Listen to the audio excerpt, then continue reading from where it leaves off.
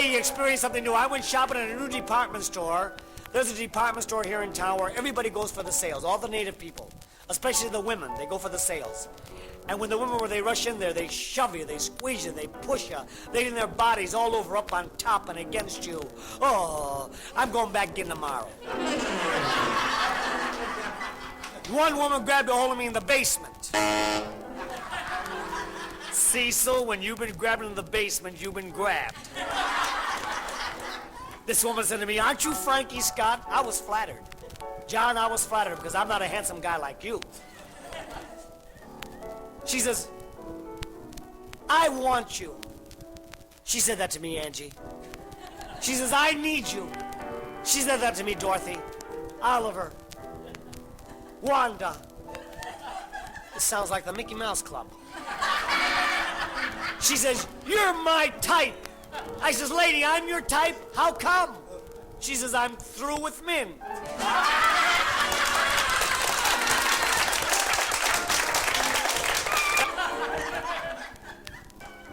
Some people say to me, they say, Frankie, this is a phony business. And I say, yes, it is. A guy last night grabbed a hold of me. He says, Frankie, is it true they say about show people they have bad habits? Now, Angie, look at me. Young lady sitting directly in front of me. Do I look like the type of a guy that's got a bad habit? No, thank you, darling. God love you. He said to me, are you an alcoholic? Dorothy, Gwendolyn. Look at me, Gwendolyn. Not too long, you get sick. Do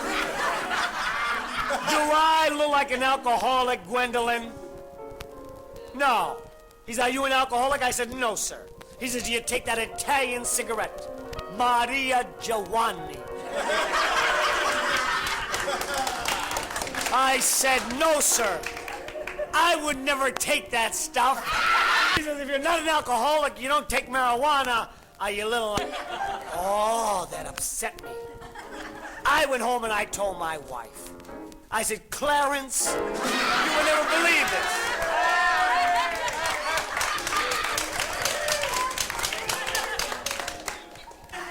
Can you people tell I'm in a good mood tonight? May I tell you why? May I tell you why? I went to the racetrack yesterday. I had a good day at the racetrack. I got a ride home. I bet on a horse 20-1. It came in 7:45. Did you ever go to the track, John? You been to the track? Did you ever bet on a horse that started from a kneeling position? You heard of a photo finish? Peter, you've heard of a photo finish? My horse stopped for an oil painting. Did you ever go to the track, Oliver? You have. Did you win any money? No. I can't win. See? No. I'm so lucky you saw a woman in half. John, don't you know what the hell I'm talking about? What'd you come here for, the reading of the will? However, folks, at this time I have about 60 or 70 requests. How many? I have 25 requests. How many? I have 1 request. How many? I like to hear the damn thing myself. To play a beautiful tune on the... There's comedians who come out here, they just talk. Understand me, I'm not being disrespectful. I trumpet. Because the first time I played the trumpet, I'll never forget it. As I walked onto the stage, the spotlight hit me. I never did find out who threw it.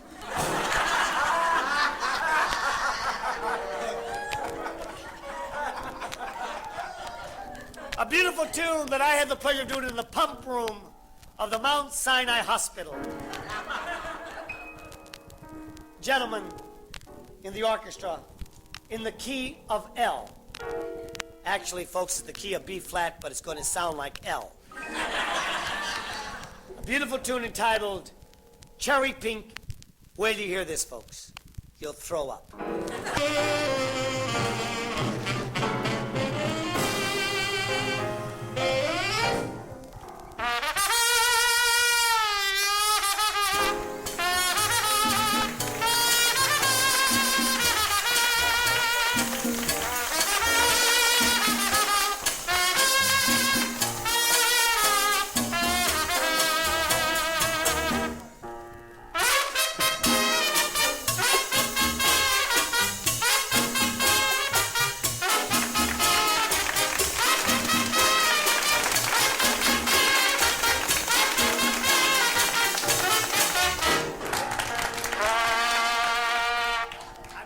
trumpet, Peter. Remember that. This is not a record.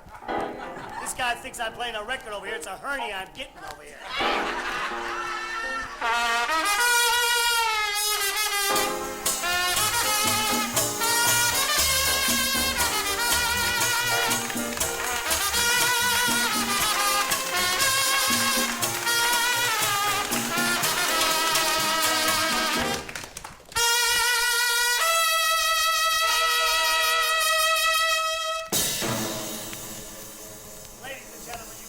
Wonderful tonight that for the first time I would like to attempt to hit the highest note on the trumpet. So watch me because I may go like that. Cecil, would you be kind enough, you've been a good sport through this whole mess. Would you be kind enough, sir, that when I'm ready to hit the high note, if you see I can't make it, would you give me a little goose?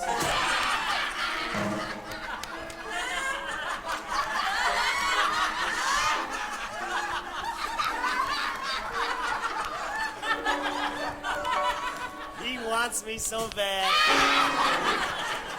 You know, I believe he'd do it. Let me see, what finger are you going to use? Oh, no! Are you kidding with that hangnail? Okay.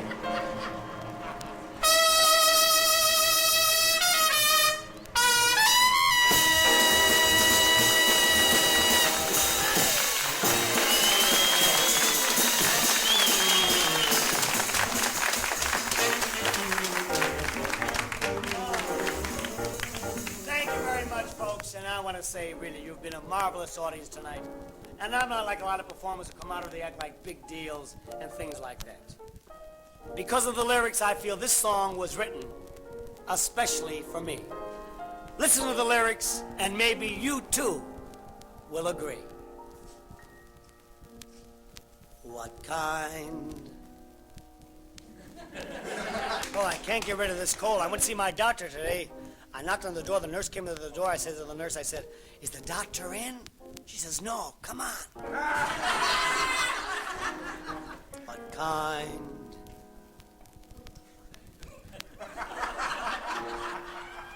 A fool am I, who never fell in love.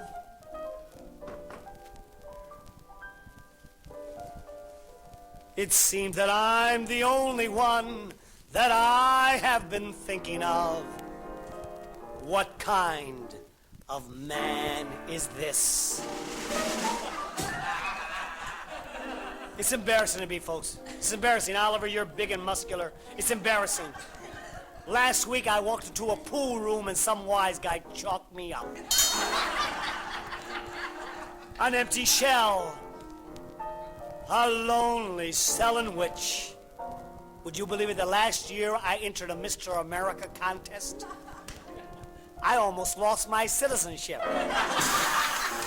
Must dwell. These next lyrics are for you, Cecil, for being a good sport, and I appreciate it, sir. Room 107. And if I'm not there, start without me like you usually do. For you, Cecil. What kind of lips are these? He loves me. You know, I did this so good last night, 3 guys waited for me outside. One got away. Another one got behind me. He says, stick him up. I said, stick him up. Stick what up? He says, don't mess me up. This is my first job. That whispered empty words of love and left me alone like this. Why can't I fall in love like any other man? And maybe then I'll know what kind of fool. May I thank you, Dorothy, for being so wonderful through this whole show. To you, Angie, and to Cecil. May I thank John and Peter, who really doesn't want Gwendolyn. I think he wants Oliver. May I thank Oliver, this young horny punk over here, who was married for 1 year, no kids. He's got a strict mother-in-law. And Bob, the new car dealer who's married for 25 years and only 1 kid. Right, Bob? 1 kid. I did better than that. May I say to each and every one of you, I'm all right. I've kidded around with various people tonight, but that's only for kicks, for laughs. But I'm a married man, friends. Angie, you think I'm a married man? Yes. You're damn right, baby. I don't look like this from an accident. And I wish that I could get along with my wife the way you get along with your husband. 15 years, 8 kids. Not that you should know my problems, but this morning my wife had nothing to do. She thought she started an argument. She looked over at me and she said, "You told me you'd die for me and you haven't."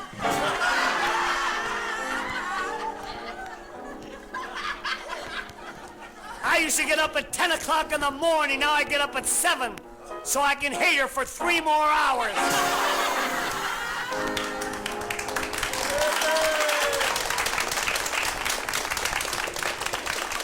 One day my wife said, "Frankie, you're gonna drive me to my grave." I had the car out in 2 minutes.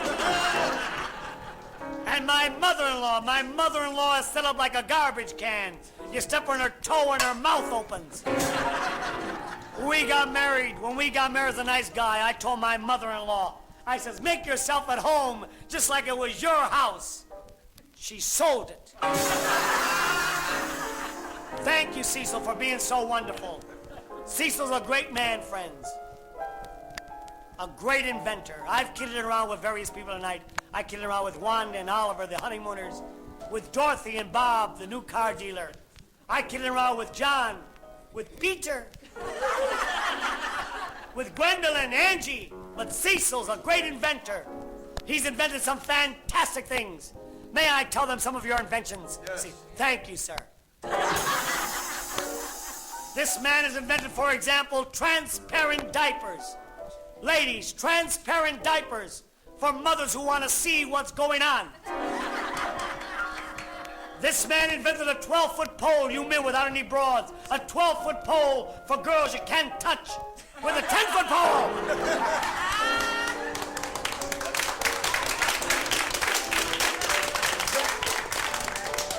This man invented a new brassiere. Ladies, Gwendolyn, a brassiere. It's imported from Germany. They're called holds them from flopping. Some people call them keeps them from wobbling. In Brooklyn, they call them over-the-shoulder boulder holder.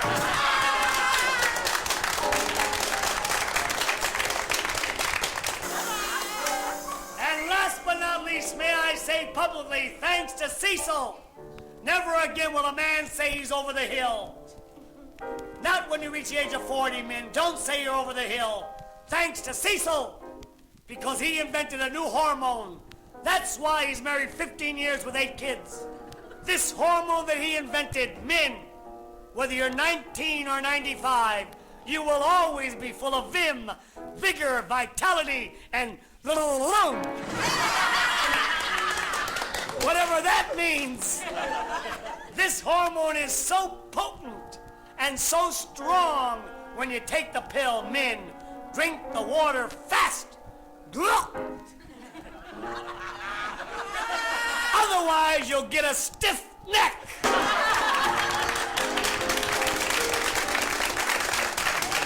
John, you want to buy some, John? Go to the drugstore and ask for Upjohn. That's all you have to do.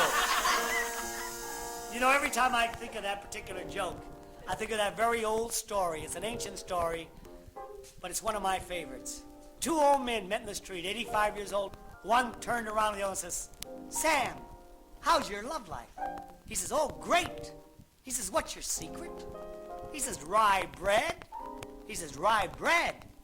The next day, the 85-year-old man went to the bakery shop, told the sales clerk, "Give me $5 worth of rye bread." Sales clerk says, $5 worth of rye bread?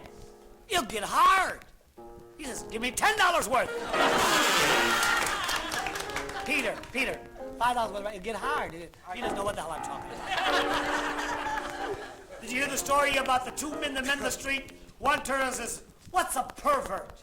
The other guy says, "A pervert? A pervert's a guy who digs sex with anything. Dogs, cats, cows, worms, chickens." The other guy says, "Chickens? Blah." Oh, this last one, Oliver Cecil, you'll appreciate. A queer went into a flower shop. He says, "Sir, do you send flowers out of town?" The clerk says, "Yes, we do." He says, "Send me home, I'm a pansy."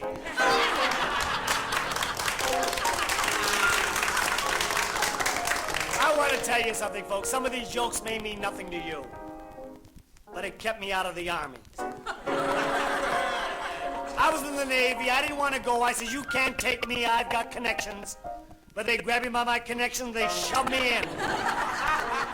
And the most vulgar thing I've ever experienced was my physical examination. A bunch of men naked in a little room. Were you in the service, John? You were in. You remember your physical examination? Cecil, were you in, sir? Oliver? Bunch of men naked. Wasn't that vulgar? They say that women are egotistical, arrogant, and conceited, but I disagree. It's the men who are egotistical, arrogant, and conceited. A bunch of men naked in a little room, and they shoved me in there. Oh. Naked. And all of these men posing. Some standing with their hands way up in the air. Some with their hands on their hips. I had my hands directly in front of me, covering myself, where I should be covered. And the doctor said, "Frankie, if I had what you got, I wouldn't hide it."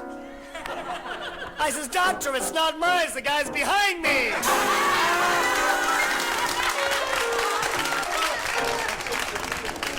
Ladies and gentlemen, you've been a marvelous audience tonight, as usual, here at the Powwow Room. Before I leave, I just came to my attention that 8 children that Angie and Cecil had together, the last one was about 4 months ago. May I make a toast, my dear, to your newborn child? Welcome, little stranger. You've made 2 people glad. You've taken a load from mother and made room again for dad.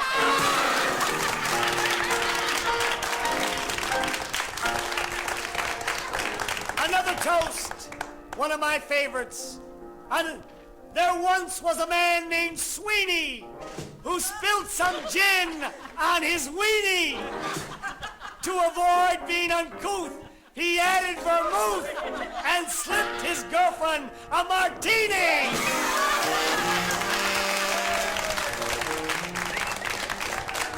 You know, I'm smoking this cigarette up here at my closing, and actually I'm not even inhaling, and it sends up smoke signals. And you wouldn't believe it, but these smoke signals attract Indians. Last night, from all the smoke signals, I left here at about 3 o'clock in the morning, five Indians in the parking lot screaming at the top of their voice, "Peace! Peace! Peace! Peace!" I got behind them. I said, "Where? Where? Where? Where?" Oliver was behind me. He said, "Here! Here! Here!" And Gwendolyn was behind him saying, "How? How? How?" Cecil was behind her. He was saying, "Some! Some!" I said, "Cecil, Indians don't say some, they say how." He says, "Me know how. Me want some."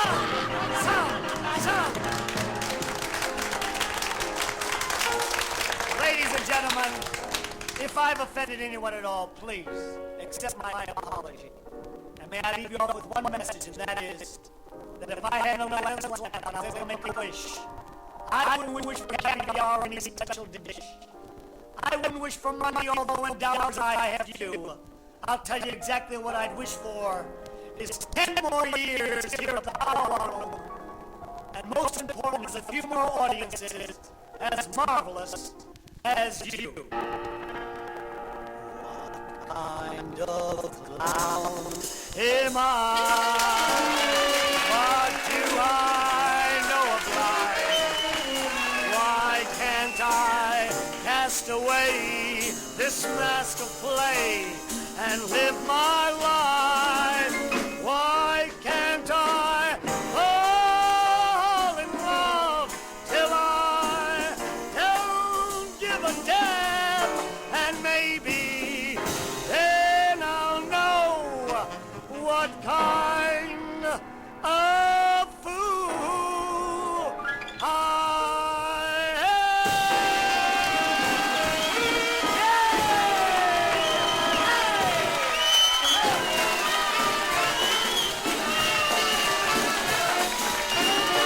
Frankie Scott, ladies and gentlemen.